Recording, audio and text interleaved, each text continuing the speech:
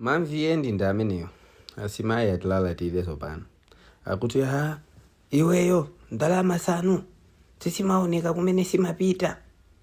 Amene akuyankhula chonchoyo auziwa ivi amene wazamba madzi agisa, ameneyo tuwazita, ameneyo tuwadya wakuta, ameneyo akuonera TV DSTV, ali munyumba imene akudziwa kuti ndi yalenti.